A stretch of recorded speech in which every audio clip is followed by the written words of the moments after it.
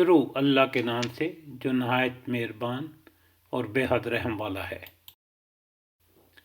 دعوت حق پر لبیک وہی لوگ کہتے ہیں جو سننے والے ہیں۔ رہے مردے تو انہیں تو اللہ بس قبروں ہی سے اٹھائے گا اور پھر وہ اس کی عدالت میں پیش ہونے کے لیے واپس لائے جائیں گے۔ یہ لوگ کہتے ہیں کہ اس نبی پر اس کے رب کی طرف سے کوئی نشانی کیوں نہیں اتری؟ کہو اللہ نشانی اتارنے کی پوری قدرت رکھتا ہے، مگر ان میں سے اکثر لوگ نادانی میں مبتلا ہیں۔ زمین میں چلنے والے کسی جانور اور ہوا میں پروں سے اڑنے والے کسی پرندے کو دیکھ لو، یہ سب تمہاری طرح کے مختلف اقسام ہیں۔ ہم نے ان کی تقدیر کے نوشتے میں کوئی کسر نہیں چھوڑی ہے، پھر یہ سب اپنے رب کی طرف سمیٹے جاتے ہیں۔ مگر جو لوگ ہماری نشانیوں کو جھٹلاتے ہیں وہ بہرے اور گونگے ہیں، تاریکیوں میں پڑے ہوئے ہیں۔